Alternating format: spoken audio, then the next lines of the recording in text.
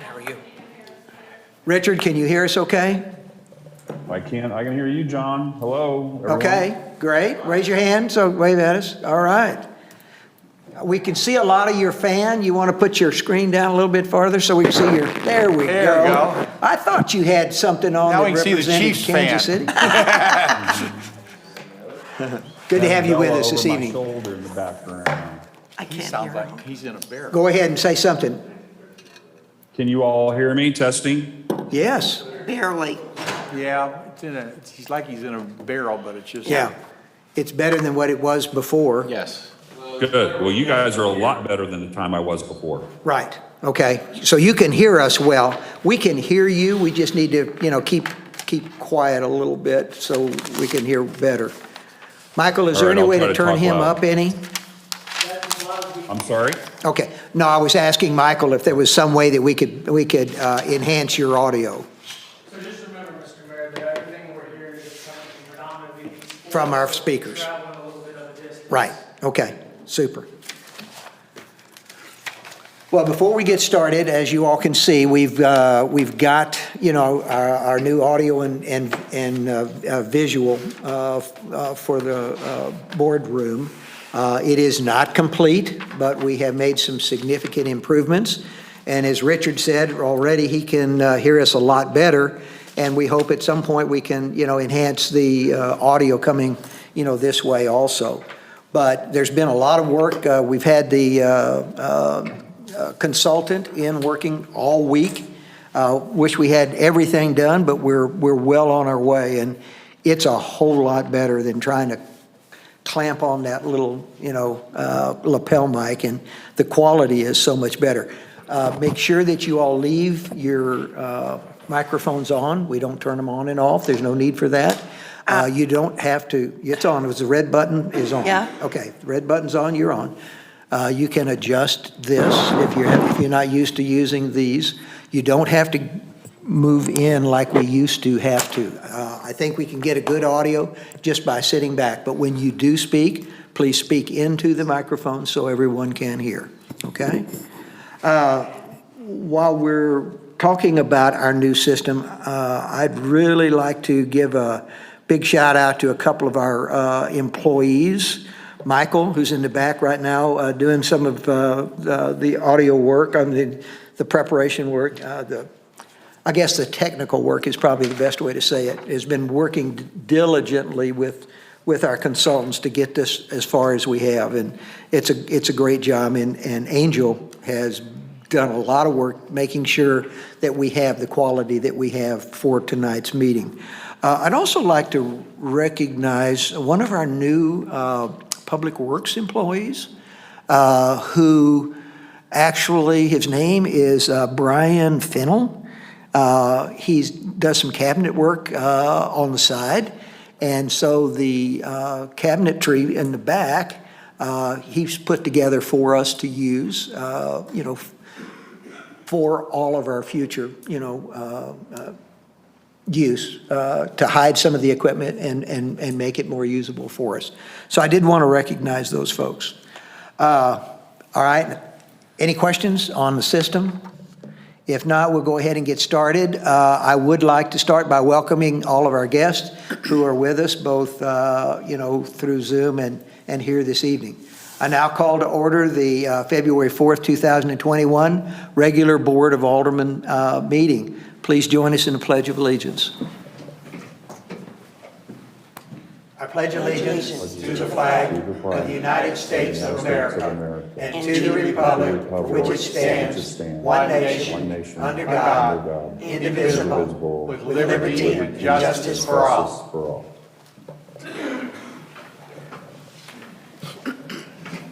Roll call, please. Alderman Walker. Here. Alderman Becker. Here. Alderman Rucker. Here. Alderman Morose. Here. Alderman Osteen. Yes. Alderman Ross. Here. All right, boy, we heard that clear. Yeah, you were much Got a little clearer that closer to time, you. Richard. Yeah. All right, we do have a quorum. Under Mayor's communication this evening, I have two items. Both of them are employee-related. First, I would like to congratulate our city treasurer's organization. I've received the following from the Director of Technical Services for the Government Finance Offices Association. It says, "We are pleased to notify you that your comprehensive annual financial report for the fiscal year ending December 31st, 2019 qualifies for the GFOA's Certificate of Achievement for Excellence in Financial Reporting. The Certificate of Achievement is the highest form of recognition in governmental accounting and financial reporting, demonstrating a constructive spirit of full disclosure to clearly communicate its financial story, and its attainment represents a significant accomplishment by a government agency and its management." And by the way, for those of you who don't know, this is our 21st award. Wow. Of this That's awesome. consistently. Congratulations, Kerry. And next, I would this is more on a personal note, but it directly reflects one of our employees, and it's to congratulate Ty Disdale, our airport manager, for receiving this year's Century Farm in Camden County Award, which will be formally recognized at their 2021 Camden County Extension Council's annual dinner. So congratulations to Ty. I had that in my notes. Good. Sorry, I took it away from you. Yes, you did. All right. All right, next item is citizens' communication. This is time set aside on the agenda for citizens and visitors to address the mayor and board on any topic that is not a public hearing, and there is a public hearing on tonight's agenda. For those here in person, speakers will be restricted to 3 minutes unless otherwise permitted. Minutes may not be donated or transferred from one speaker to another. Visitors attending via online will be in listen-only mode. Any questions or comments from the mayor and board will be sent to the city city clerk at tbethran@osagebeach.org no later than 10 a.m. on the board meeting day, the first and third Thursday of each month. Submitted questions and comments may be read during the citizens' communication section of the agenda. The Board of Aldermen will not take action on any item not listed on the agenda, nor will it respond to questions, although staff may be directed to respond at a later date. The Mayor and Board of Aldermen welcome and value input and feedback from the public. Is there anyone here who would like to share with the board? Seeing none, we move on to our first item of business, which is the approval of the consent agenda. If the board desires, the consent agenda may be approved by a single motion. Tonight's agenda consists of the minutes of the January 21st, 2021 Board of Aldermen meeting and the February 4th, 2021 bills list. Are there any questions, comments, or proposed revisions? Seeing none, is there a motion to approve the consent agenda? So moved. Alderman Morose, do I have a second? Alderman Walker, all in favor? Aye. Aye. Any opposed? Seeing none, the consent agenda is approved. There is no unfinished business on tonight's agenda, so we move on to new business. Our first item of new business is a public hearing, rezoning case 412 WK LOZ Holding LLC, currently zoned C1 General Commercial with an E overlay allowing PWC rentals, requesting rezoning to C1B Commercial Lodging. We'll start off with a report from our city planner, please. Good evening, everyone, mayor, members of the board. This is a request, as the mayor said, by WKLZ Holdings LLC to rezone 6.21 acres that is currently the home of Robbins Resort from C1 General Commercial to C1B Commercial Lodging. The ideology behind this is that this group was a group of locals, has purchased this piece of property with intent to separate it and sell the individual resort units as condominium units. This is kind of the natural progression, what they're looking to do with this piece of property when you start seeing the resorts and that type of thing not quite have the success that they have had in the past. Commercial lodging is actually the appropriate zone or would be the appropriate zone for a resort as well. So Taking this back actually would leave the resort, if it were to stay that, within conformance with the zone that they're asking to put it in. As it pertains to going ahead and doing a condominium style separation of this piece of property, it is required to do that within the, not in the general commercial zone that is in now, but in that commercial lodging. Since they are now taking it from a resort use to the condo use, that is what necessitates this rezoning request. I took this to the Planning Commission at their meeting in January, and they sent it forward to you with a recommendation to approve. All right, thank you very much. Yes, sir. I don't see the applicant or their representative here. Is there anyone here that represents the applicant? I don't think. No, sir. All right, seeing none, before I open the public hearing, are there any questions from the board? I have a Yes, question. Alderman Morose. Okay, Robbins Resort, which I'm very familiar with, and I think it's awesome that there's some new investors taking over. I understand that there's going to be some resort units still left, and then also transforming to condos and then adding another building. How many units are we looking at? Do you have any idea? Well, up front, the new units are only in discussion, okay? They haven't decided that they're going to do that, but they do have the ability to build more units. They were looking at an 8 to 12 unit building in that back of the cove, kind of where people parked their trailers, that gravel area. I'm familiar. So it wouldn't be close out to the point or anything because there's no property left there. So, you know, if they decide to do that, then that's something that, you know, they'll come back through the board with an additional preliminary plat to add any services that would be required to serve that water, sewer, any roadway. But we'll, you know, take care of that at that time. It's not like they can put a lot of, you know, of additional units, and Right. what their additional building would do is mimic the new resort buildings, the ones that have been there for about 10 years. Those were the most recent constructed. They were constructed through the building code to meet condo requirements so that they can be separated out. I don't think that they're going to they have met with myself and Ron, gone over the building code with Ron to see what needed to be done as pertained to the individual units. There are not going to be any resort units left. Their plan is to sell Convert it. each of them. Yeah. Because quite candidly, once you get rid of the two newer buildings, all that's left is the 3 older buildings, and, you know, that wouldn't be really much to have a management crew to sit and run at that point. Okay. So that's what they're looking to do. You know, again, it takes off the C1 general commercial zone. It also takes off the E3 overlay to allow PWC rentals, which obviously doesn't need to be there if it's going to be a condo development. So with that, I hope I answered your question. I think so. Thank you. Are there any other questions? Seeing none, thank you, Kerry. Yes, sir. I now open the public hearing. Is there anyone here who would like to comment either for or against this request? Seeing none, public hearing is now closed.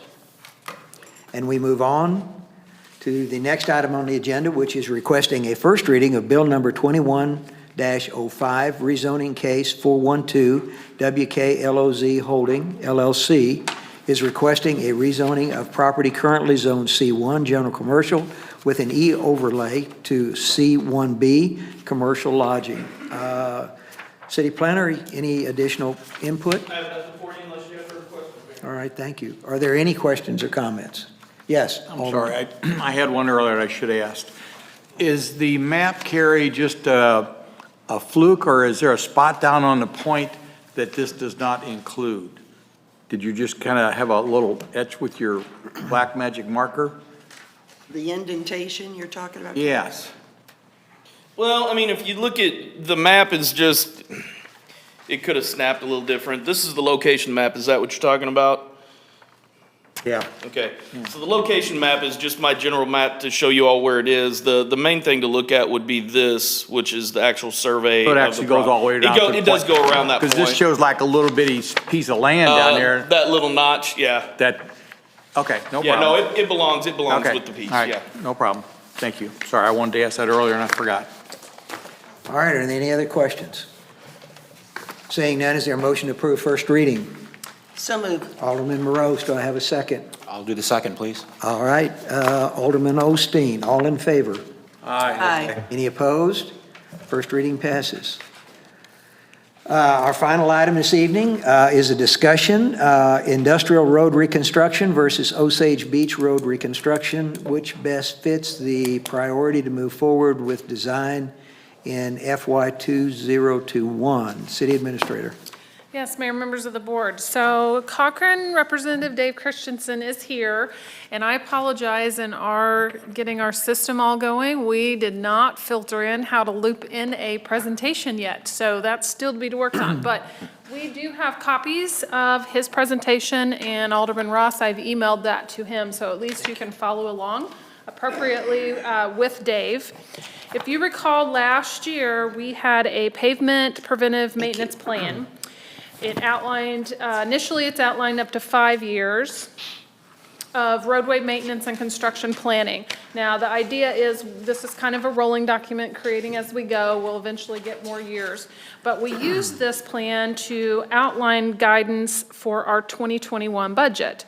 And so with that, it had numerous reconstruction as well as maintenance projects, one of which was Industrial Drive.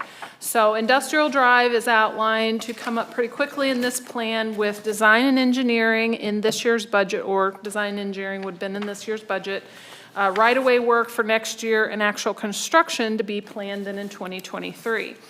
As we went through the budget preparation process, the board had questioned, well, is industrial truly the next road that should be a priority, or would Osage Beach Road be more of a priority? So, and because of time constraints and we still had time to kind of digest the details, we did go ahead and put design and engineering dollars in the budget, but have not identified which one of those roads would be the best one. So we were asked to bring back further details in an upcoming meeting. That brings us to today. So I know Dave's going to go through some analysis. You know, we're not asking for necessarily a motion for anything tonight, just direction. So as we have this discussion, if you have further comments, questions, or things that we need to find out for you in order to make that decision, you know, we'll do that. Just kind of go, we have some time because this year it would be design and engineering. So if you don't have any questions from me, I'll just let Dave go ahead and start going through his details. Before you get started, Dave, just a second. Richard, did you get your copy? I did, and I'm good. I'm looking at it. Thanks. Okay, all right. Please. Okay, so what I'll do is let me talk about each slide individually. So if we'll go to the second slide, Industrial Drive, I just want to be clear because I know last time we talked, there was some confusion on the project limits. So it is the Industrial Drive project that we have scoped out is from Osage Beach Parkway to the cul-de-sac. Remember we talked about that last time. There was some questions about where the cul-de-sac's at, and I just want to show you that's where I'm talking about. It's not all the way around. It's through that cul-de-sac turnaround. So then the next slide that I have is basically Industrial Drive looking southbound, and what I'm showing you here is you can see the road is pretty narrow. It's about 20 feet wide, 22 feet wide in some cases, and you have that ditch, that paved concrete ditch there on the left side you're looking at, which is right off the edge of the road, very dangerous situation. There's actually a box culvert you're looking at right there where the mailbox is. That drops off as well. So the pavement's in poor condition, and also you have that safety issue with that ditch, paved ditch right alongside the road. So just kind of heading more southbound. It's just another picture. The next page, it's just another picture of the same thing, and we can go back and reference these. I just want to give you guys a few pictures of the road. The third picture, again, you can see there's utility cut. We're looking at Osage Beach Parkway. There is a lot of businesses up and along this road. So when I first went out there, when I first made the recommendation in the preventive pavement maintenance plan, to me, this is the one that seemed to be in the need the most. And these are pictures I'm showing you of why that is. And then looking back northbound, that's the fourth picture. You can see it's got a lot of crack filling, pothole, the edges are failing, and it's in need of some attention. So the first cost estimate page That's the one that was in the preventive pavement maintenance plan. Everybody's on that.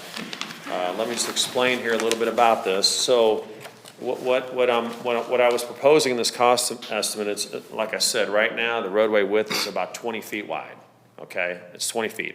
I'm proposing 26 feet wide, curb and gutter on both sides, and storm sewer, and repave and fix it, and if you can envision what that, I guess I should have had a picture of what I'm talking about, but wider, curb and gutter, paved, fixed, there'll be street lighting, and on this one right here, the first one I presented you with, it had a sidewalk.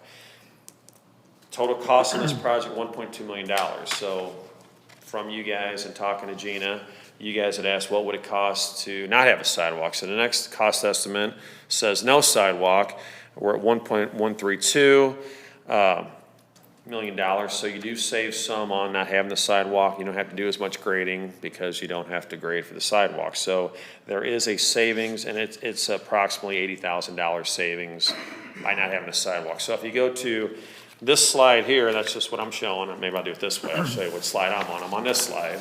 I just wanted to show you in summary, we're at 1.2 or 1.132 with or without the sidewalk.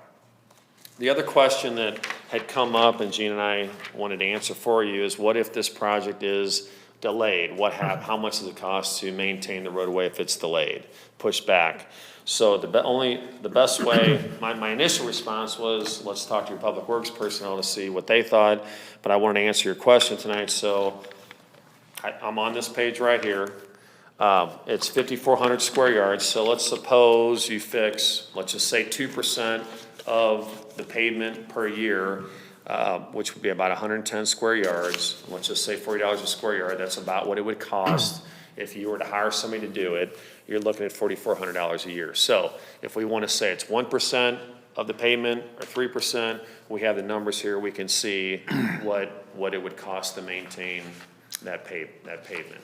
Again, that's my subjective opinion on what would happen. You could talk to your maintenance personnel, and maybe they come up with a different number based on a different way of doing it. This is the best way that I could think to do it, to give you something. Okay. Before you go on, what kind of maintenance would you really do on this? I mean, when you go out, has the rest of the board had the opportunity to go out and drive this road? Oh, yeah. Okay, Yes. okay. I mean, you're talking about the shoulders are deteriorating, I mean, they're falling apart. Yeah, what you do basically is you walk the road with a can of paint, and depending upon who it is and what you think you need to fix, you'll paint out the areas you want to fix, and then you start fixing. So it's just a difference of opinion. Again, the other question I would ask you is, if I'm marking out the pavement repair areas, my first question back is, okay, when are we going to redo the road? Am I doing this for is this going to last me 5 years? Is it going to last me a year, 2 years, 3? You know, that depends on how well of a job and a patch you do. You could just throw cold patch in the potholes. You could throw crack filler all over the place, or you could do it in different phases. If this to me would be a partial depth pavement repair, this would be a good fix. $40 a square yard would get you a good 3 or 4 or 5 year fix.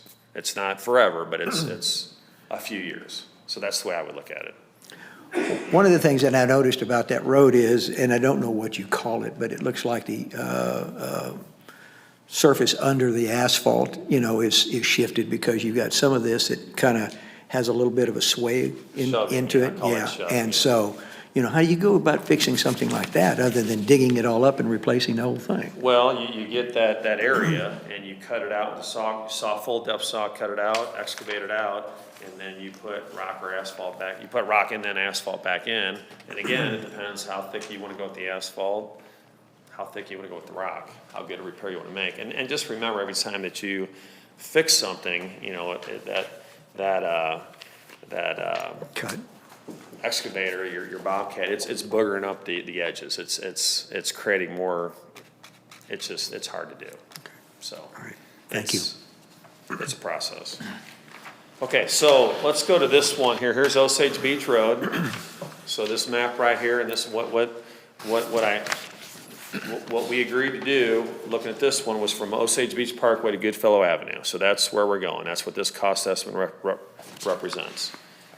Okay, so I'm on the first one, the first slide here.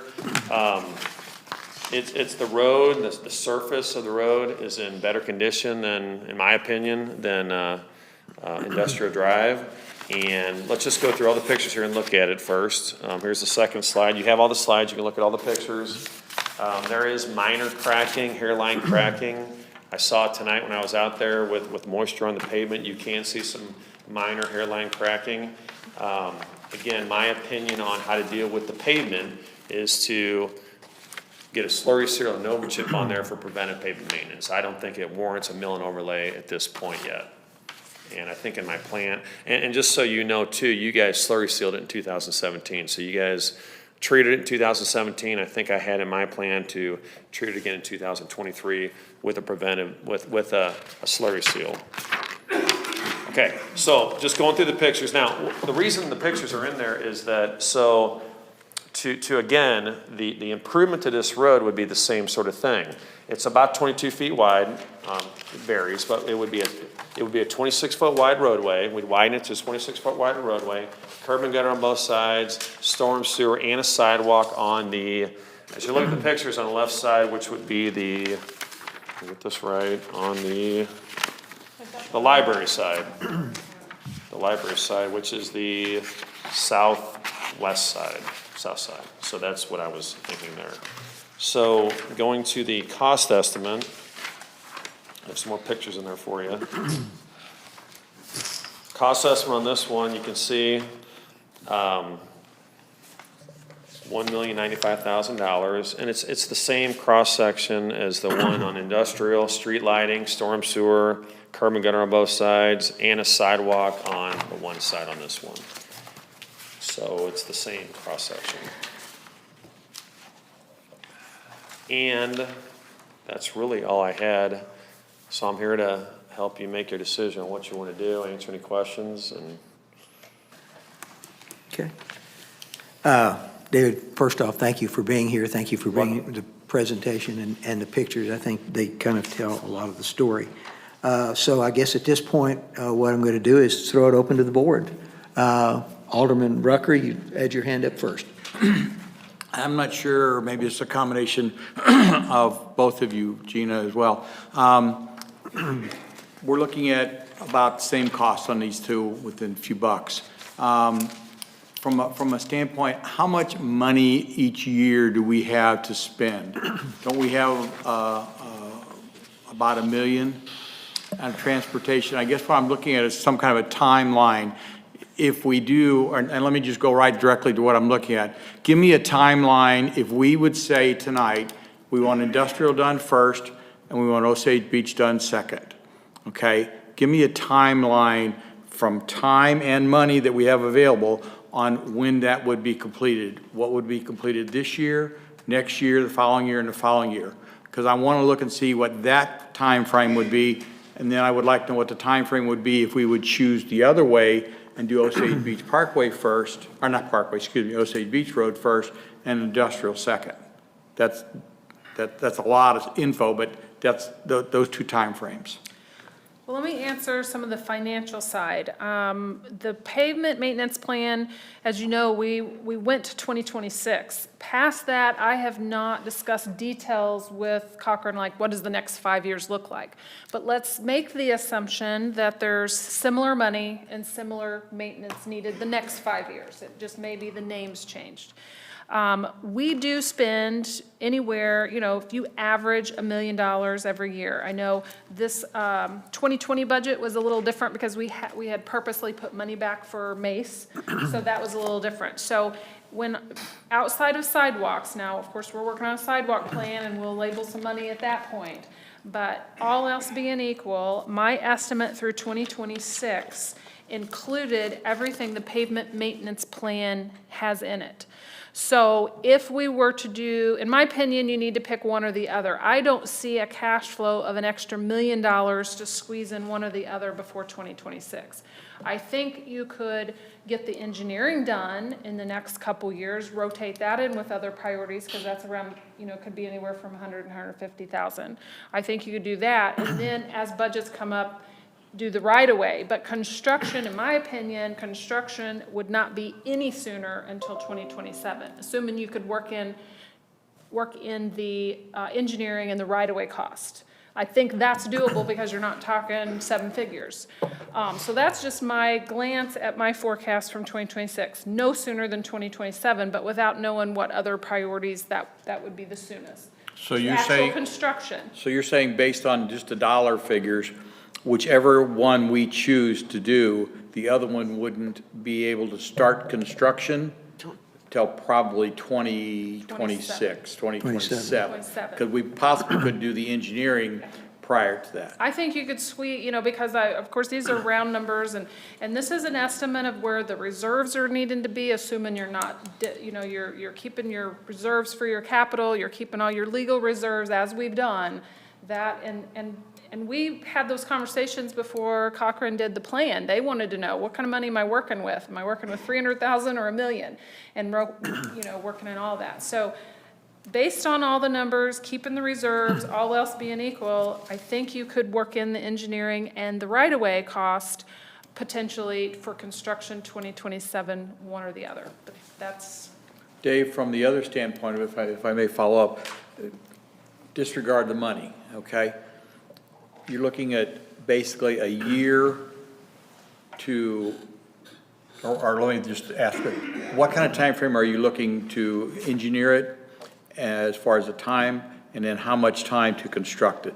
Okay, what we had and what we figured was engineering in 2021, and then, we would get that done, let's just say, and then when, right. Is that obtaining right-of-ways also? What we figured was construction 2023, so you'll get your easements, all your right-of-way you need in 2022, and some in 2021, hopefully. In other words, hopefully we get the design done to start the right-of-way acquisition process so that we could get the easements we need, so that we could get all that and bid it, in at the end of 2022, so we could start in 2023 in the spring, get good prices. So no, again, no 21, matter which, 22, 23. no matter which way we go, we're not going to see construction on whichever one it would be until '23. Yes, yes. Thank you. The difference between the two, just so you know also, is that Industrial Drive has 40 feet of right-of-way. Osage Beach Road has 50, so that's better that way, easier that way. That's But, the available right-of-way. but you're gonna need easements on industrial, you're gonna need easements on both of them. And as you know, that's always fun to get. Thank you very much. I don't have the maintenance plan in front of me, but industrial was your first recommended road for repair. Did Osage Beach Road, was it second? No. Okay, I didn't think so. Okay, all right. Did you have a question, Alderman Rose? I do. Why do you not think the school road would be second? I mean, I'm As asking. far as a. In as far as priority of- As far as condition of the pavement? School road, you're talking about Osage Beach. Well, Osage Beach Road, I'm sorry. Well, I looked at all the pavements in the city, and just being honest with you, I thought that it just got sluggish in 2017, and the pavement condition, like I said, on a scale of 1 to 10, 10 being perfect, 1 being a disaster, I would give Osage Beach Road a 6. Well, without a doubt, I mean, I've driven in both of them, but I'm not an engineer. Certainly am not, and I certainly respect your opinions. When I look at industrial, and I think, the biggest detriment to me is that big drop-off, but according to Chief Davis, we haven't had any incidents of any vehicles going off of there. I don't see any reason for any sidewalks, which I saw that you put no sidewalks. And when going to the Osage Beach Road, I did drive down there, and where I'm coming from is some commercial developments are going to be happening. And of course, 1932 Reserve is already there. Right. But where Kirkwood Lodge is gone now, but another big development's coming in, and the road there at the very end is not that great. And I just feel that we should be doing something with that road to show that we are respecting and acknowledge the fact that there are going to be a lot of traffic and we want them there. And I don't think we need any sidewalks on the Osage Beach Road either. That's my opinion. Yeah, when I was looking at your pavements, I was looking at your pavements from a condition standpoint and a safety standpoint. And that's the reason that I think you guys were talking about Osage Beach Road was because of future development and improving the roadway. That's what was driving it. Widen it, get a sidewalk in there, improve, just like you said. So, yeah, we're looking at it from different angles is how we got to this point. When I got to the original, when I first came in and you're asking me the question, what was first? Well, from a visual standpoint, Industrial Drive Road is your worst looking road in the city, in my opinion. It is. Okay. And Osage Beach Road isn't, but that's not knowing the history and what the development. I learned that at that first meeting we had, so that's why we're talking about the two. Okay. So, Well, I respect your opinion. I'm just commenting. yeah. it's- Phyllis, when you said bad, were you talking about past where they're projecting to do Osage Beach On Road? Osage Beach Road, yeah. So if we did what is being said here, there's still a big portion of it There's that still- wouldn't be done that you think, I think we need to extend that. Well, I'm saying that Proctor Road goes off of there, it goes down where Kirkwood used to be. Okay, See, now you're talking about not only the main thoroughfare, which is Osage Beach Road, but you're talking about the side roads. And, you know, I have the same concerns because the reality is, taking care of Osage Beach Road is not going to give you what you need from a commercial standpoint, I don't think. right? I don't think it's going to Okay. provide the enhancements, you know, and these are things that we can talk about. You're going to have to get into those secondary roads as narrow as they are down through there, depending upon what you want to do down there. Now, I don't know what they're going to do in the Kirkwood and the old Kirkwood Lodge area. I noticed that a lot of that, at least on the lakeside, has already been bulldozed. So I don't know, and I guess we could visit with Ron at some point, you know, what could go in there. But that's relatively narrow through there when you It have to is. consider, you know, parking. So, you know, I'm not sure, other than what they had there before, as far as kind of cabins and whatever across And through the there. resort, Whether yeah. you're really gonna, you know, have that there. Now, the resort, you know, sits a little bit farther back on the back side or the other side of the road. Okay, so, you know, I'm not sure how much commercial you're really talking about enhancing, you know, down through there unless you get into those side roads. And other than Kirkwood and Carrie, you're here, other than the Kirkwood Lodge, other than the Kirkwood Lodge and a few other things down there, there's not a lot of area down there, you know, to develop, is there? From the perspective of commercial development on Osage Beach Road, you know, there is the Kirkwood Lodge properties. I wouldn't say that it's a lot of property specifically up on the road, and quite candidly, it's, You're talking about the lots that are up there right now. yeah, Okay. those blocks of the 25 by 80-foot lots that they Right. have up there. Right there off of Osage They have Beach that, Road. they have that, kind of that area where they've parked boats and there's still some styrofoam and some stuff sitting there. That's zone commercial. Quite candidly, they're trying to sell that separately to someone else, who's wanting to put another use on there that will not be a traffic generating use, that's allowed in commercial. The majority, you know, you start talking about Kirkwood Lodge, you know, what you'll see go in there, depending on, you know, who gets it and what kind of money they have and what their desires are, is not going to be something that probably will generate a lot more traffic than what Kirkwood Lodge did in its heyday. But the majority of the property that's zoned commercial, kind of in that corridor area, is at the back of that cove. So basically from Kirkwood Lodge, and then as you go to the back of that cove. And what I would tell you in that perspective is that property runs basically from the back side of Bandanas and First Watch and runs all the way from there all the way to the lake. And that property will be accessed from a road that will go between First Watch and the old 54 Diner building that sits there. So we are currently working with about 5 different owners of property in there with Munganast. Our sports. Yeah, okay. being the majority property owner, to get rid of some old right-of-ways that are not developed and not useful, to create a big parcel of property that can then be developed with a road that comes from the highway. So anything that you would get off of Osage Beach Road that would go to that would be a secondary road, which is necessary. I mean, if you end up with a hotel or something back there, a secondary road, is a good thing to have, but not necessarily sure that would be something that, one, we couldn't get with the future developer and get some help building a road or a drive in or out in that situation.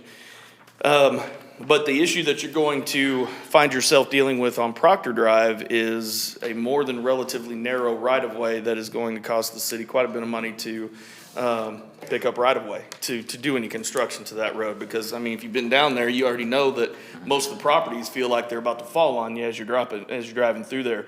So you're talking expense as far as pushing that road out and getting any further width on it is not going to be something that's probably relatively easy to do. But I think what you're going to see ultimately with the majority of the developable property is that it's going to be under one property owner, and the main entrance to it will be off of Osage Beach Parkway. Okay, thank you, Carrie. Yes, ma'am. I rest my case. Anyone else? No. Bob? I just have a few comments regarding Industrial Drive. Industrial Drive has never been and will never be a pedestrian thoroughfare. Never be what, Val? I'm sorry. A pedestrian thoroughfare. It does not abut or adjoin any residential areas. I think the need for sidewalks there is zero. Yeah. Because, once again, it has never and will never be, because of its location and proximity to other residential areas, there will never be a need for sidewalks there. So I think that right off the bat should be cut from any future discussions regarding Right. budgeting for that development.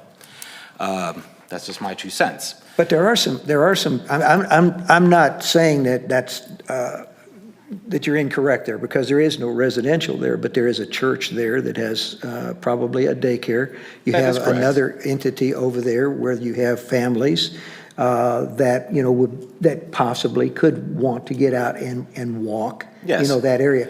I don't disagree with you that, that not having sidewalks there is a bad thing for that very reason, but to say that if you had sidewalks there, they wouldn't be used, they may just not be used as much as if we had them Yeah, someplace else. I'm going back to a previous discussion, though, we had regarding sidewalks on our goal with sidewalks for future development should be connecting all the veins to the main artery.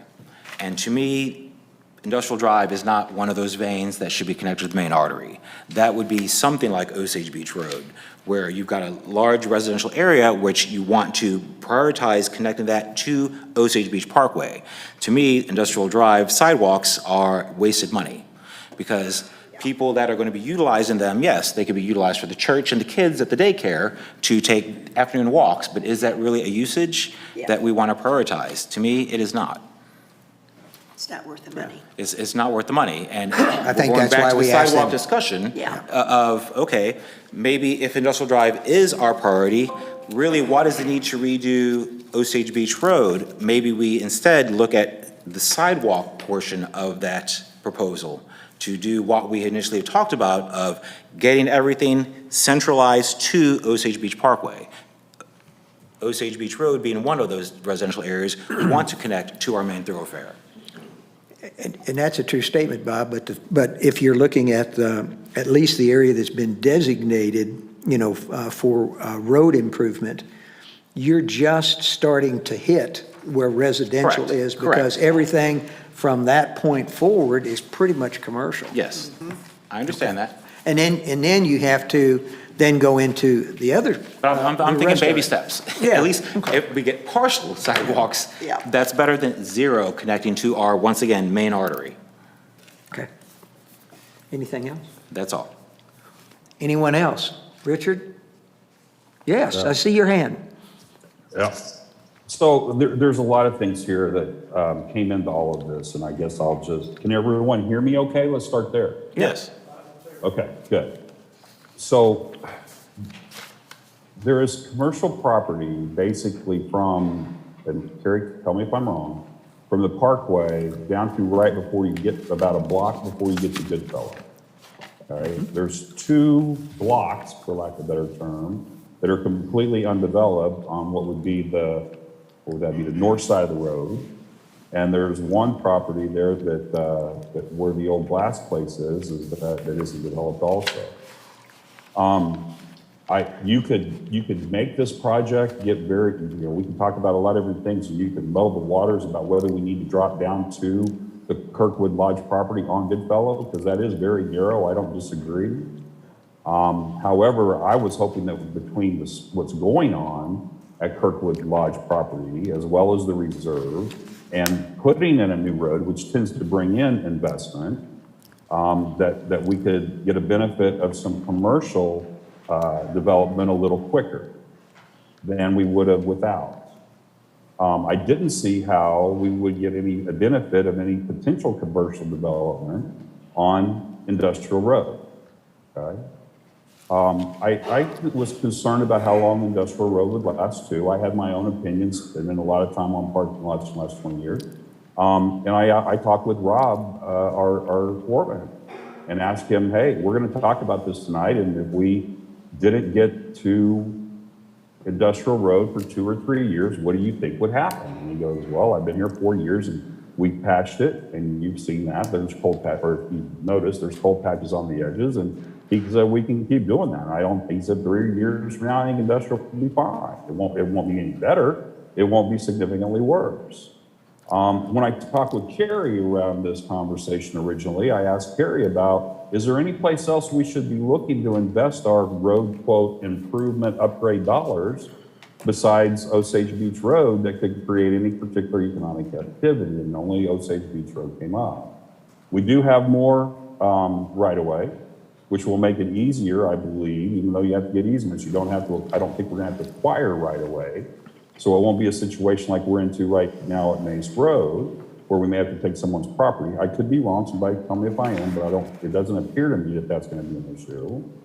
And we would get the benefit of the arterial, getting sidewalks down to the library and different things, which, by the way, I can remember in 2005, being on the Public Works Committee, where people were, that was, at one point in time, there was a focus to try to get sidewalks on Osage Beach Road. What I think I had the biggest concern right now with this discussion is the projection of GNAs.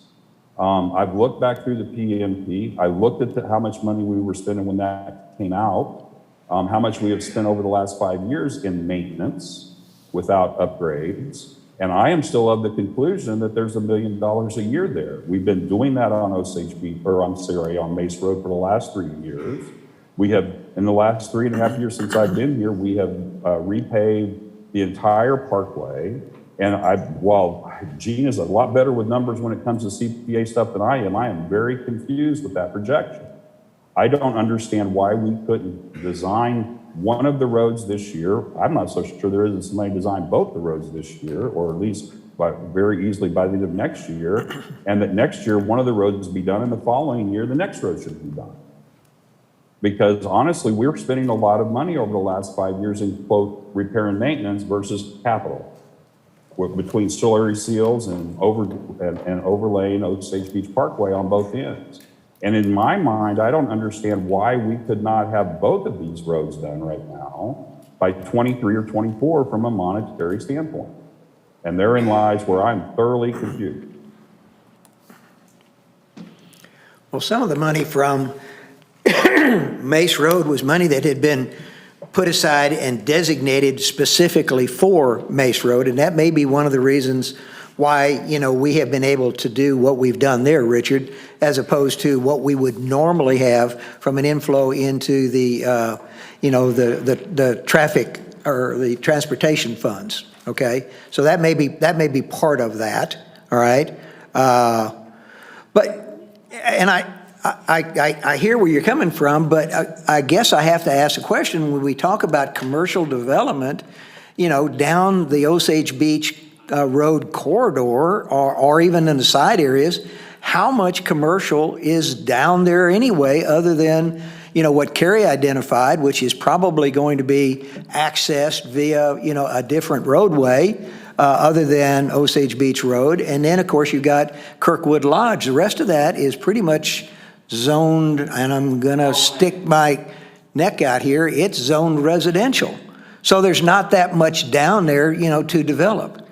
And quite frankly, when I've looked at, the roadways themselves, yes, we can keep putting patches on industrial, but that roadway is flat, falling apart, okay? And while we may not have any more commercial development there, you have already, a large portion of our, heavy commercial, there. It's not retail, but, I guess if we were to have a industrial park designated in the area, that is kind of our little industrial park. And we have to maintain those roads through there, is where I'm looking at. And I guess that's probably what David looked at, when he made the original, recommendation. That road is falling apart. Just look at the sides of those. I mean, it's just deteriorating, okay? A lot worse than what Mace Road looked like, back when we replaced Mace Road. Kerry, you were going to say something? Well, I'll just say, and from the perspective of it, Mayor, I'm not involved in the whole difference between industrial and Osage Beach Road. Osage Beach Road, as it pertains to what you have in there by way of commercial, again, it's the oldest part of our community. There are blocks of properties that are 160 by about, 225, okay? That there's 3 of that are zoned commercial, and then there's a portion where Gary's Glass used to be that's about half of one of those blocks that's zoned, actually heavy industry. So how that happened, I'm not 100% sure, other than Gary's Glass Company used to be there, and they just did it back in 1984. What I would say is that anything that goes on those pieces of property are not going to be something that I would consider like heavy traffic generators. When Richard and I talked, and he came in and he asked me, and my first thing was not that Osage Beach is the only one. My first one was actually that Beach Drive is in most need of attention in the city of Osage Beach, but I'm just throwing that out to you. It's not part of the discussion, but I think that you all as a group are definitely paying some attention to Beach Drive, which is, where Backwater Jacks is, and that dangerous turn and all of that stuff is going on. But as it pertains to the majority of commercial property, that will probably be a possibility of high traffic generator. It will be that property that will access off of Osage Beach Parkway. What you are going to find is that now there is some residential property that is located behind Vista Grande that the Shell zone, and they're trying to get rid of that, and I've got people talking to me about that. So that will increase a little bit of the traffic right there up front. That will turn probably left as you get right around the, past the school or by the church, go back to that property in that direction. And you have some more residential down Osage Beach Road, which is exactly what Bob was talking about earlier as it pertained to sidewalks, because putting a sidewalk on Osage Beach Road, but stopping it before you get it to the houses doesn't really meet your, what you're looking for by creating an alternative mode of transportation, which taking a sidewalk all the way out Osage Beach Road would definitely do. But that's not a commercial issue. I mean, that's definitely something that people wanting to buy a house down there would look at and go, okay, that's great. The kids and I, we can walk to the library. There's no school there anymore, but they can get all the way to 54 and then go right or left on 54 to go wherever they would need to go. So that would, be of great benefit. But other than that, in industrial, there's not much there. There is the property on Chapel that the church owns, and I know that they're getting ready to sell it, and it's probably going to be storage units because I've been speaking to an individual about that. But that's not a high traffic generator either. So. So if I could. Yeah, Richard? So I would just say that if one of the things, the caveats in all of this, and I'm still trying to understand this, is that if we're going to have to wait 6 years to get industrial done, if we do Osage Beach Road first, I completely agree. We should do industrial first. I've maintained parking lots that are in just as rough a shape, and I've been able to maintain them without customer complaints and so on and so forth. But at the same time, sooner or later, you got to do something. But in my mind, this was just a 1-year question. Which one do we do first? Now, if because of the significant reserves that were built up, and I'd much rather, I'd much like to talk with Gina and understand what her numbers are, that's why we can afford $1 million a year down at Mace Road. While we've still done all of the basic maintenance that we've had in the projection for the next 5 years from the preventive maintenance plan, okay, maybe that's where I'm missing it. But I am still struggling to understand why we can't generally spend $1 million a year for, quote, road upgrades. Now, we can spend $1 million a year, or we can spend nothing for 5 years and then do $5 million worth of road upgrades. But I still am struggling to understand why that's not real close. And so at this point, I don't know that I have an opinion that I could be comfortable with of doing one or the other, because I'd still like to be comfortable that we don't have the opportunity to do something much quicker than 2027, which is 6 years from now. And I appreciate that statement. I guess one question again that I have goes back to, if you're looking at two roads, if in fact you take off the table commercial development, which was one of the things that was discussed for Osage Beach Road, and after our discussion this evening, it doesn't appear that there's really that much potential growth for commercial development down Osage Beach Road, or significantly enough to make that big of an impact, okay, in the decision process. And then you look at the quality of the two roads and the condition of those two roads. There is no question in my mind, just, from one person's perspective and looking through my eyes only, okay, industrial truly is falling apart. And yes, maybe we haven't had a truck drive into that ditch, but I guarantee you drive a lot of those big, heavy trucks with those larger tires, and they keep tearing up that outside of that road. We're going to have somebody in one of those ditches, okay, sooner than later. I'm going to guess. I mean, to me, it's just inevitable. That road is falling apart. Yes, Alderman. I'd just like to say that disregarding the money and disregarding the fact that we can do, when we can do the second major road, whether it is Osage Beach or industrial or something else, in my mind, industrial still is number one. It is the best thing we have when somebody says, well, I'm looking for a small industrial park in the area. That's what we have. And we need to maintain that. And I think it's time that it does get maintained.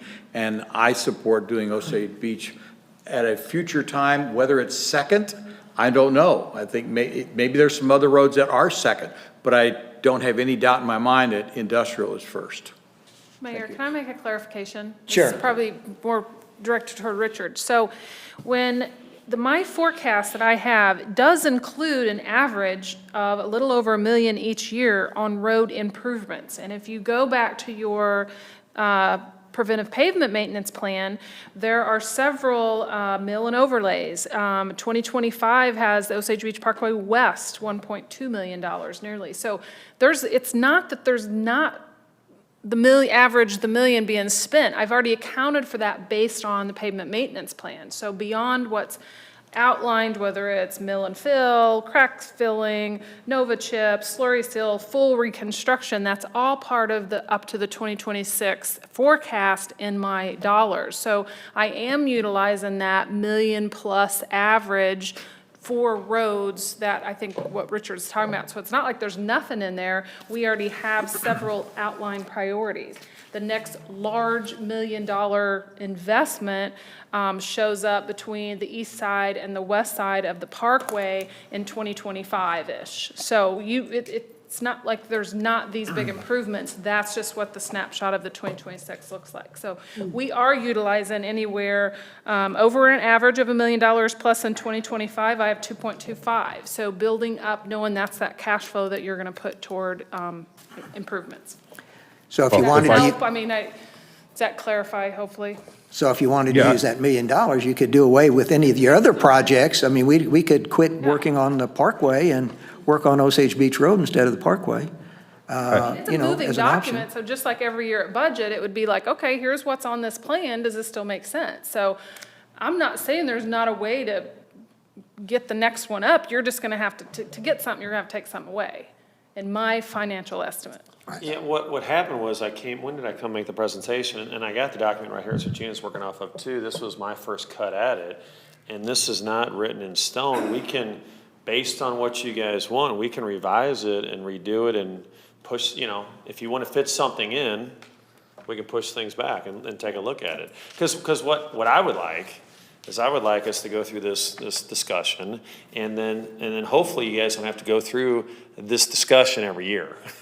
That's what I mean, you go through it now, and then hopefully you're set up for the next 5 or 6 years, you're all set, it all makes sense, you move on. That's what I've done with other cities. So this is a good discussion, this is what it's all about, and, if you guys want to get Osage Beach Drive fitted in here, tell us, we'll go back and look at it and come back with this is the first cut. I haven't even done a second, but Gina needed it so she could budget for things. Right. So And even what I'm if trying to it's, say is we need to be flexible here on. and a 5-year plan is one that you look at anyway, because there are things that happen, during that period of time that cause you. So hopefully, you're right, we won't be looking at it every year. We won't be scrutinizing it every Right, year, but right. we certainly will be looking at Sure. it every year. Okay. I think the issue tonight is, and I think what we were hoping for as a byproduct of this discussion was to give some direction on which of the two, these happen to be the two roads that, have been more heavily discussed by this board. And that is Industrial Road or Osage Beach Road.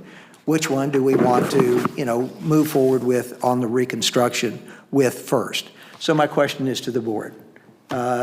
Kevin has expressed his opinion. What's the opinion of the other board members? Yes, Alderman Becker. Senior moment. I think if Dave and Conklin feels that industrial is by far the worst road in the city that we have, I think that's the one that should be done. Okay, anyone else? Alderman Yeah, Morales. I totally respect Cochran. I do have a question. What about that cutoff road that goes off of an industrial drive that goes over to Public Works? Chapel? I'm Or sorry? Armory? Chapel? I don't know what the name of it is.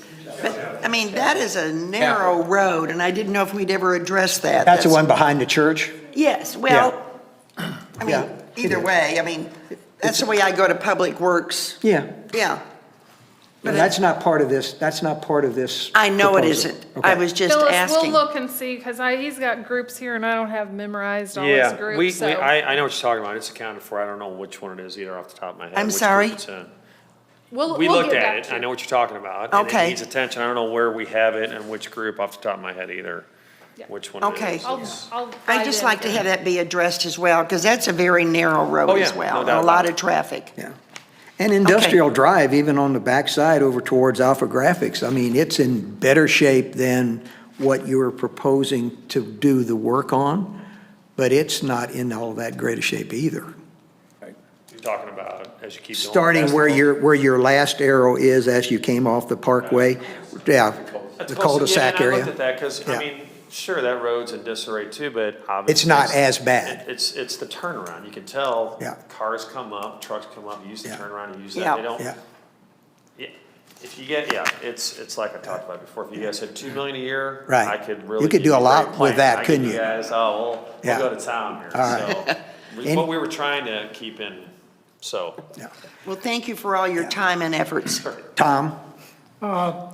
Yeah, I was strongly considering Osage Beach Road, but based on our discussion tonight and the length of time we're talking about here, I have to agree that Industrial Road probably should be the next one. Okay. That should be what we concentrate on. If it's going to take that long from an engineering to the repair.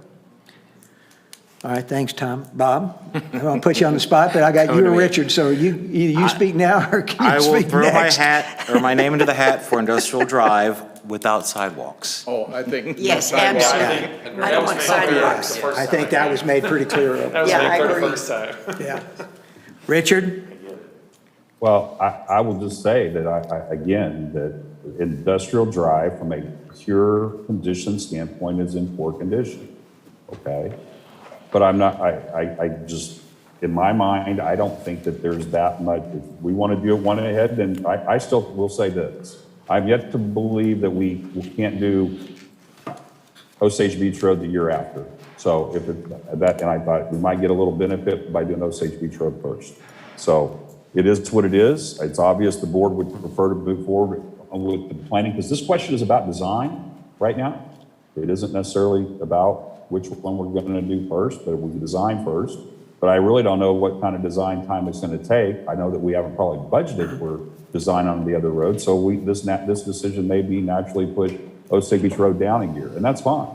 But I still believe that we won't be waiting until 2027 unless a lot of things change really fast for for both of them to be done. So I don't know that it's, I guess it's that big a deal, but I would like to be as efficient and effective with our dollars as possible in trying to, we're working on revenue. What do we do? Well, maybe we're not going to get Amazon distribution center over on Osage Beach Road. I completely get that. Okay.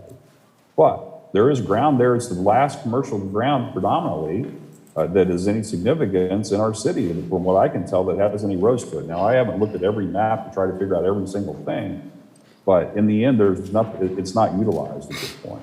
So, if I was a single sole decision maker right now and was able to say which one Cochran should work on, I know I'm disagreeing with the rest of the board, but I think they should work on Osage Beach Road, because I don't think it's going to take more than 2 or 3 more years to have some money for industrial anyway.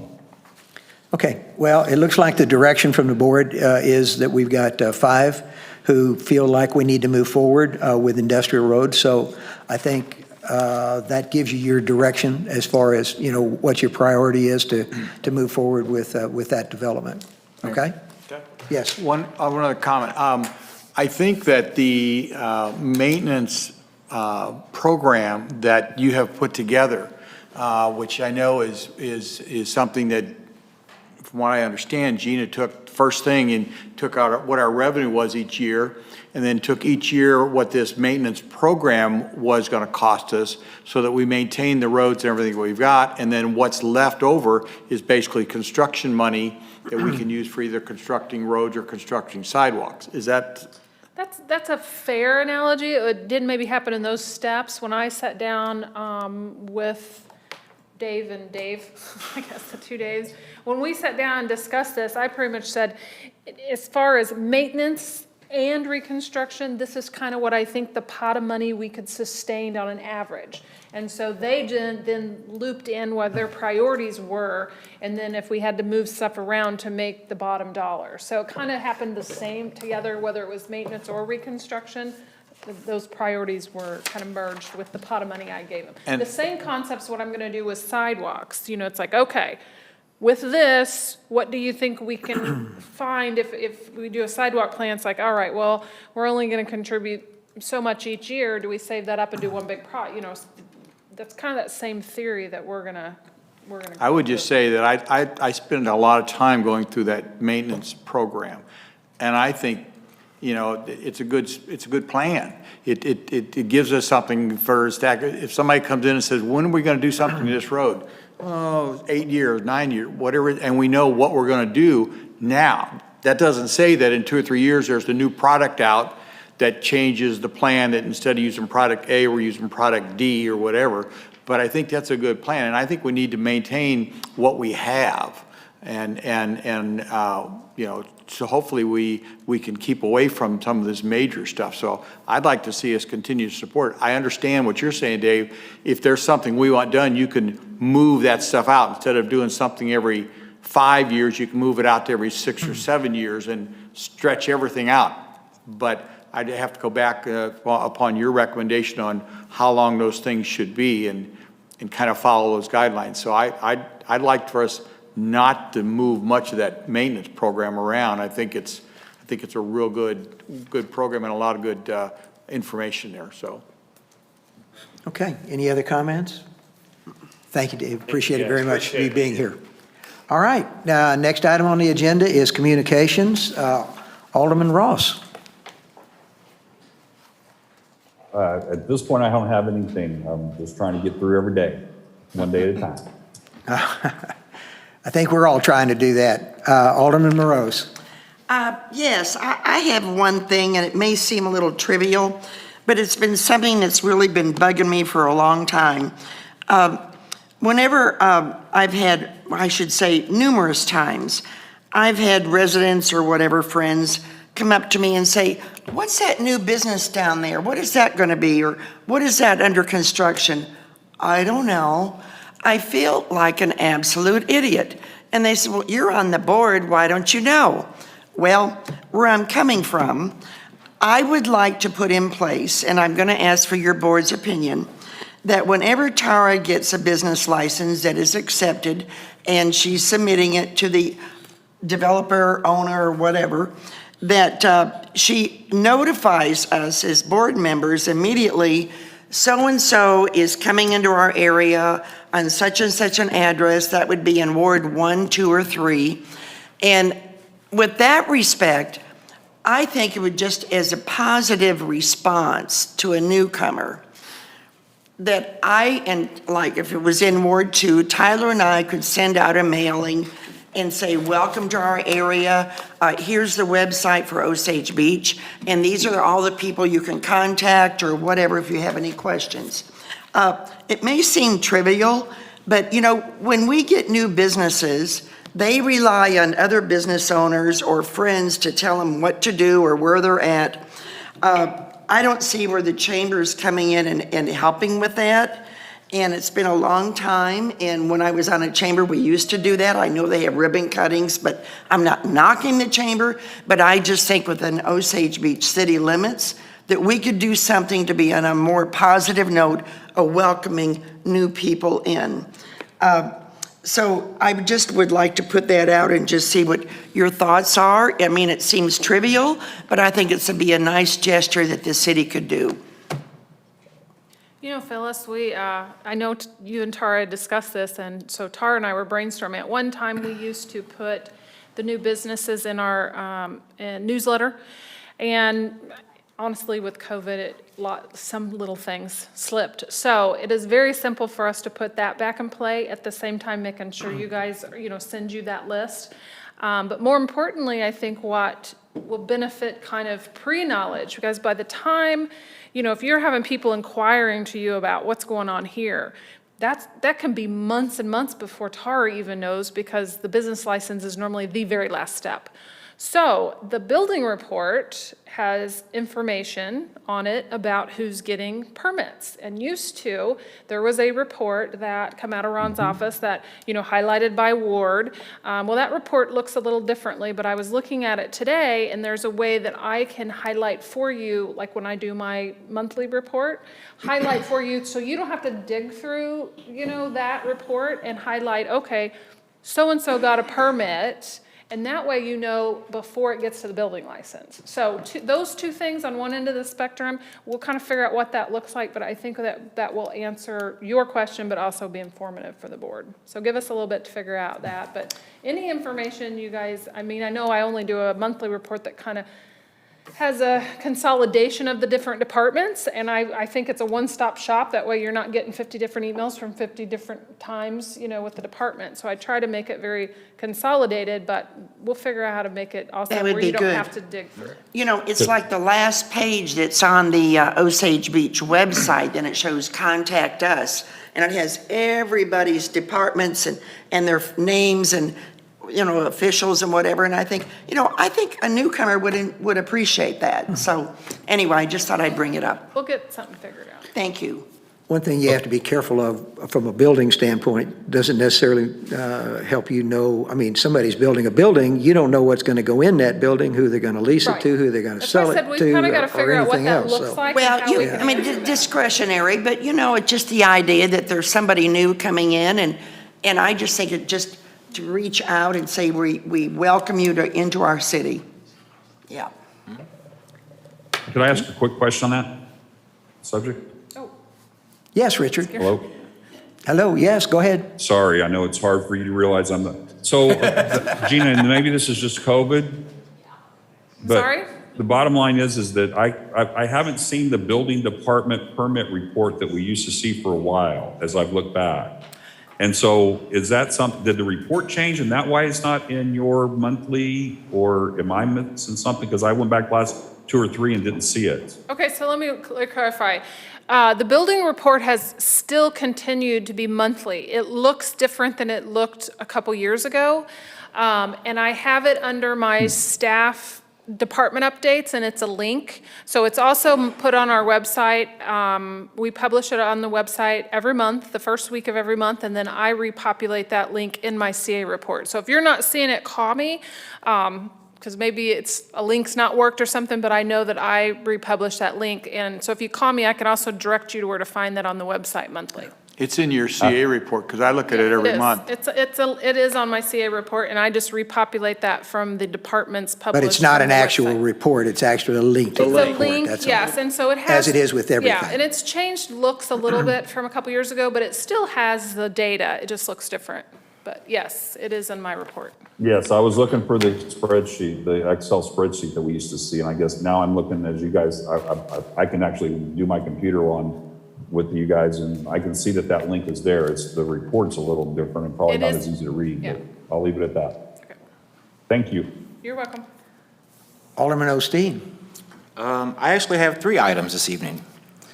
Item number 1, I was surprised to learn that the city of Osage Beach does not have any ordinances regarding trash receptacle sizes for multi-unit or multi-family rental properties. This came to head because there's an 8-unit apartment complex in the city of Osage Beach that was utilizing a trash receptacle the same size that I use as a single individual in a single-family home. Our only recourse regarding that trash was to file a nuisance complaint to get them to try to increase the size of their trash receptacle. So this is something I'm just forewarning you that I'm going to bring back to the board for future discussion, because I think that seemed a little odd to me that we had nothing designating a condo complex, an apartment complex. There were no regulations regarding the size of trash recyclables they had to have. And because of that, a lot of them have issues with overflow trash. Interesting. I would just give you a little info from being in the trash business. I did not find that as something normal in cities. Really? So that's just my observation. I'm not saying I'm in favor or against it, okay? Yeah. I'm just saying that I did not find that from the other side of the coin, and I've got some friends still in the business, and I'll make some contacts to see what's there. Please do, because it was brought to my attention, once again, an 8-unit apartment complex was utilizing the same size trash receptacle that I use for my own home. Doesn't make sense. I thought that we That did did not have make sense something in to the me. ordinance, so that basically indicated that, And we had to file nuisance complaints in that order they for them had to increase to- the size of the trash receptacle, which well, seems. rather than us dictating the size, I thought we dictated the fact that they had to maintain it, they had to keep it maintained.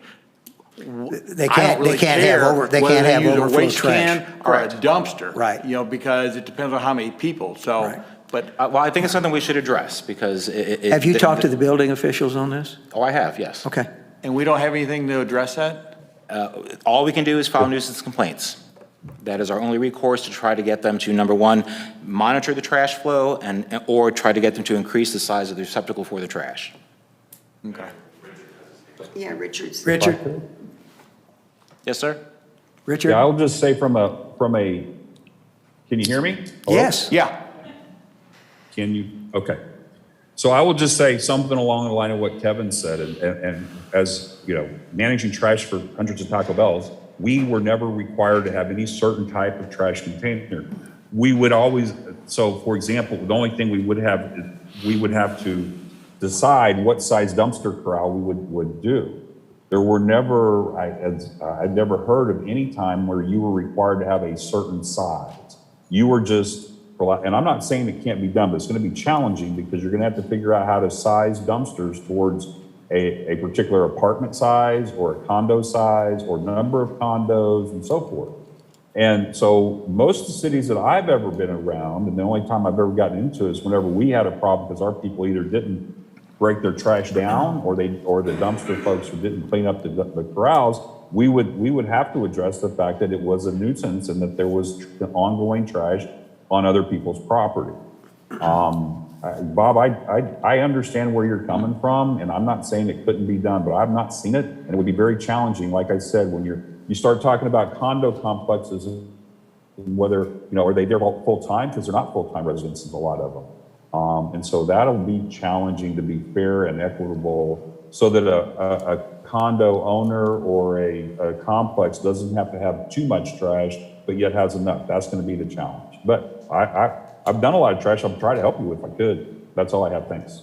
Okay, well, thank you. It just to me seems there has to be more recourse for us as the board to regulate that other than filing nuisance complaints, because the nuisance complaints doesn't take the fact away that trash is littered in other areas or in other people's yards that adjoin these properties for weeks, but all we can do is file a nuisance complaint. Yeah. And that doesn't amount to a whole lot of recourse. Anyway, something I believe we should discuss further. Anyway, so I'll table that, but just a heads up. Item number 2, anybody who forgot it's winter, we are in for a rude awakening next week. So I just wanted to remind everybody that if you have neighbors that are elderly or infirmed, please do your civic duty and check on them. And remember that your four-legged friends do not want to be outside any more than you do, so please bring outdoor pets indoors. Item number 3 is I would like to commend Kerry Patterson on his beard. It is competition ready. Love it. That has grown out. I've just been trying to do something under control, and so far I'm failing miserably.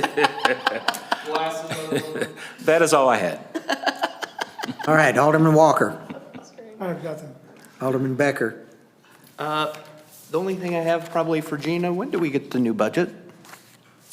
Well, hopefully in the next couple weeks. Angel is ready to print, and she is waiting on me. So I am a little behind, but it's close. It's close, yeah. So, Alderman Rucker. Well, I just want to say ditto on Ty. I had a story on Ty too as well. Okay. I saw that and I thought it was very, very nice of him. And other than that, echo what Bob said, it's going to be cold Saturday. I've already got the fireplace ready to go and extra wood in the garage, and appreciate my neighbors checking on us old people. And waiting for the baby. Yep, still on baby watch. That's all I have. I wish I could get somebody interested to come over and take care of me, but I guess my wife's going to have to continue doing that. And your kitty cats. Yeah, the kitty cats, yeah, they really care a lot. It's like, what am I doing for them, not what are they doing for me? City Administrator.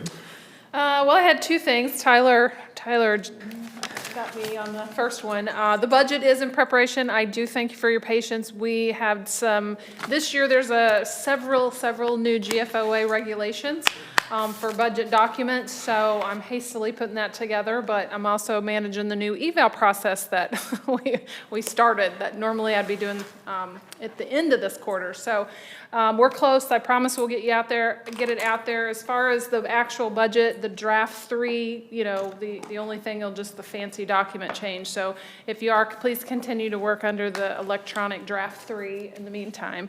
The second thing, which I know the mayor already congratulated or thanked Angel and Michael, but the update on the system yesterday was, we've got some configurations and I just didn't want to put pressure on them, so they chose to put pressure on themselves and get the cameras and get the sound. We do have several steps still to finish, or they do, to get it live streaming for the public on our various other platforms. But I do want to thank them. They rushed around all today to over-deliver, so I appreciate that. That's all. All right, thank you. Assistant City Administrator.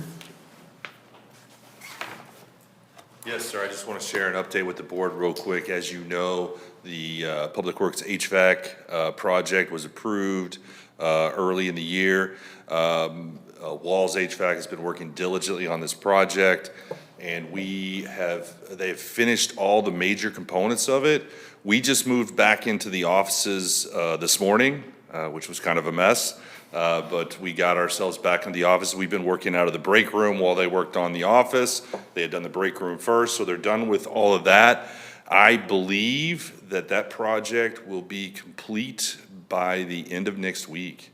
And it has been, it's been great. It's helped a lot with morale over there as the guys have seen this improvement. And they're doing a great job. So I just wanted to share with you guys that project has come along nicely and will be finished as budgeted and ahead of schedule. Good. Thank you. City Attorney, Nothing tonight. City Clerk, No, I'm good, thanks. Chief. I sent out an email today with some information about the School the Osage. School of the Osage, the mass vaccination clinic for COVID. It is a appointment only, so hopefully everybody signed up that wants it, and hopefully you'll get notified. The hospitals started notifying people earlier this week, and we did find out today they're extending it. It originally was supposed to be from 10 a.m. to 6 p.m. It sounds like now they're going from 8 to 6 to try to fit more people in. Are they still looking for 2,400, or are they planning on expanding that number? No, they're shooting for the 2,400 because that's all we've been told we're gonna get from the state. But if you haven't, if you get called, please fill out that vaccination screening consent form that I attached on the email today. It will just speed things up when you're going through the line, because everybody's gotta fill one out. They're trying to get it out to people's hands first. So if you can get that filled out and go in. The various tiers are on there. Unfortunately, elected officials are in phase 1B, tier 3, so they're not that far yet. But, of course, first responders, Public Works is in tier 1B, so they should be getting the call. Cindy has reached out to employees that are interested in getting the vaccine and registered with Lake Regional. They know have the numbers that we want, so hopefully they'll notify us sometime soon. We'll see. And then the other thing that I have is we are moving forward with the polar plunge at the end of this month, February 26th, 27th. Mike and I are doing it again this year for the super plunge. O'Day, not. Sorry. And then, so far the numbers they're not as high as what they've been in the past, but they're getting there. There is an option for a virtual plunge for those that don't want to come participate in the whole event. We'll be doing social distancing and. Can I virtual plunge in my bathtub? You'd like to do that too. If you'd like to, I guess. Just be careful, Kevin. Whoops. Yeah. That's on February 26th and 27th, and Cops on Top is Friday, February 19th at Hy-Vee. We'll be up there on the roof raising money from 6 to 6. So come out and support us if you would. Just kind of a building on that vaccination on 14th. Is it 14th? February 14th. February Valentine's Day, 14th, right, yes. Valentine's Day. You take Good your time for it, sweetheart to the Valentine's shot. Day, yeah. Take your if you get the call, and hopefully both of you get the call. This is, the calls are going to come from the hospital list, is that not correct? Correct. Okay. So there's about, I missed the call with emergency management today. Did they happen to mention how many were on that list? Last time I heard, there was about 13,000 on that list. Earlier this week, they have a list of about 15,000. and it grows every 15,000, day. okay. 13. Okay, so if you didn't call early and get on that list, it may be a while before that. And it's also my understanding that they're not actually providing additional doses of vaccine. They're using our normal allocation. They're just going to, and correct me if I'm wrong, just put it all together and then give those 2,400 shots on that date instead of trying to spread them out 250 at a time into different locations. Normally, Lake Regional said they've been getting about 975 doses a week. So these 2,400 are actually come out of what gets delivered to the entire state. So they just reallocate. Lake Regional may only get 500 that week since we're getting 2,400 this week. And the health department may only get 3 of the 500 that they normally get. Yeah. So The only point I wanted to make. make was, these are not just 2,400 additional vaccinations No. that are going to be added to our normal allocation, which I think some people think that, it is. So just kind of And then FYI. they will be back March 7th, I believe, for the second round, because they will have another 21-day deal. for the 21 days for your second dose. And I did witness at the Wide that you probably are aware of on Wednesdays now, they're giving out 250 shots. Correct. Yeah, and I was just there yesterday, and I walked in, and they said, "Are you on the list?" I thought, okay, I hope, but I wasn't. Anyway, the whole auditorium is just totally for giving out inoculations, so that's good. And The they have, hospital's doing 3 clinics in the Lake area. They're doing one in Camdenton on Mondays, every Monday for, I believe they're scheduled out for the next 3 months, as well as Wednesdays at RYMCA and then Fridays at Church at Osage Hills. Ah, And is the hospital itself giving out vaccinations too? I think they're just doing theirs through their vaccination clinics at this time. I know the health clinics have started doing vaccines they're doing 20 or 25 a day that they're scheduling throughout with the regular doctors. Because when I signed up, it sounded like they were doing them at the hospital, and then she also put us down for the clinic in Lake Ozark. But I don't know, Tom, I don't have, yeah. I But don't if know the there's answer that to many that. on the list, I got a call. I go if there's that Saturday. many on the list though, hell, it could be summer before you get cold. Jesus, yeah, but you're in group 1, B. yeah. he should be in 1B. right, yeah, all right.